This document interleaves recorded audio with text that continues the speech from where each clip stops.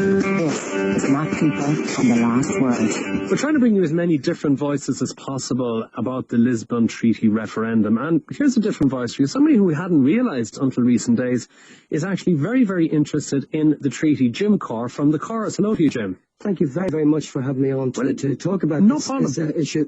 Of course, I'm aware that I'm not a politician, but I'm a concerned citizen in relation to this Lisbon Treaty. Yeah, indeed. I was just going to ask you, before we find out whether you're yes or no, why is it that you actually are interested and have gone to the effort of actually ploughing through this treaty?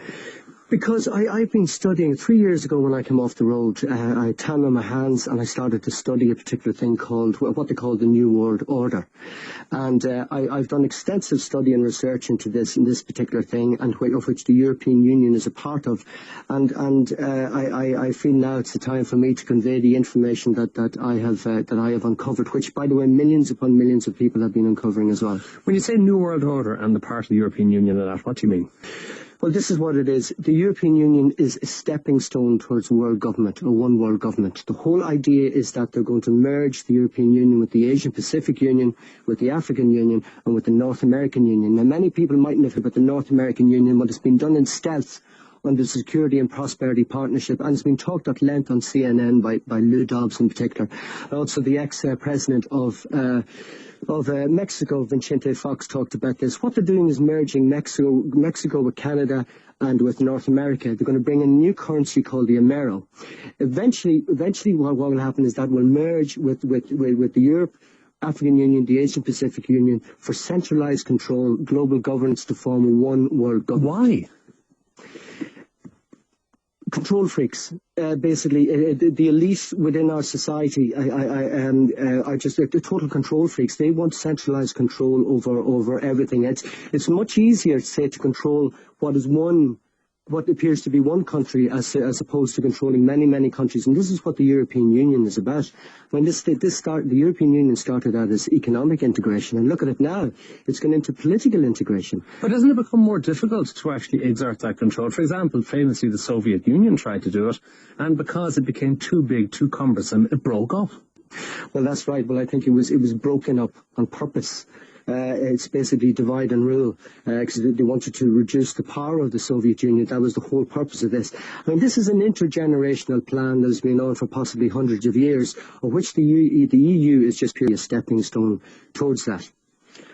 And and how do you think the Lisbon Treaty is going to play to that? Well, this is the thing. Can I read you out something from the architect, and he's just the front man for these elites behind the scenes, the architect of the Lisbon Treaty, Valéry Giscard d'Estaing.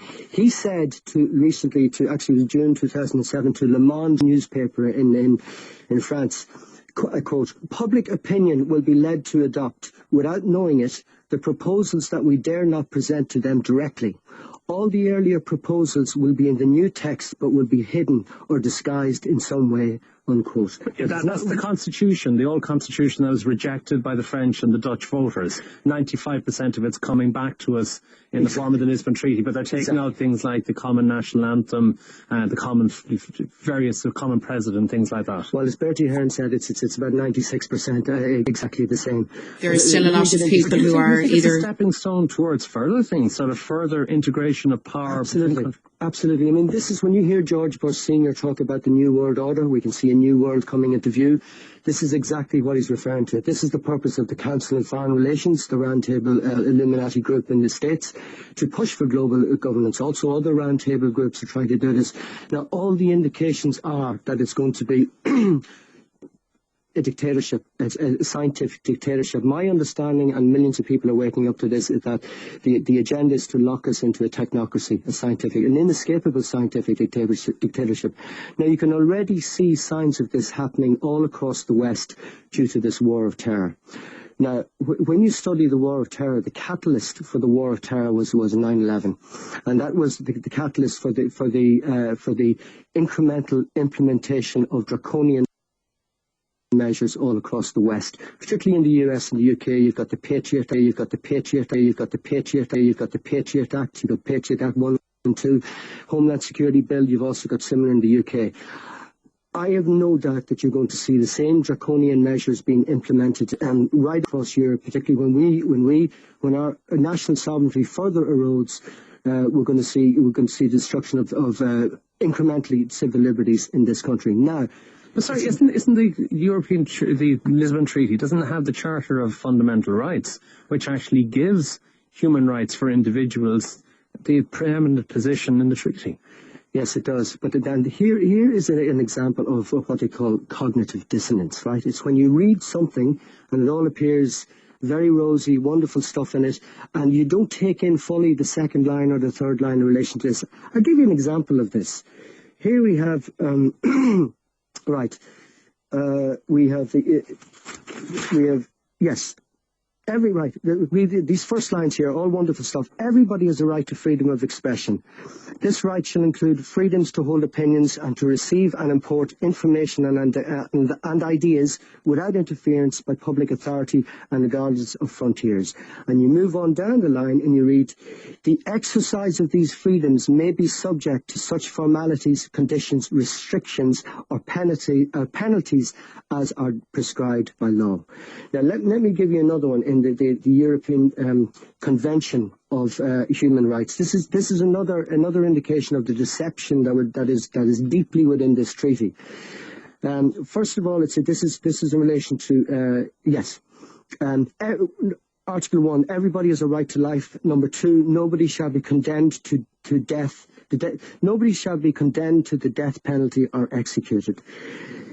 Aren't those all positive things? Then it says, hang on, as you go down the line, then it says, a state may make provision in its law for the death penalty in respect of acts committed in time of war or of imminent threat of war.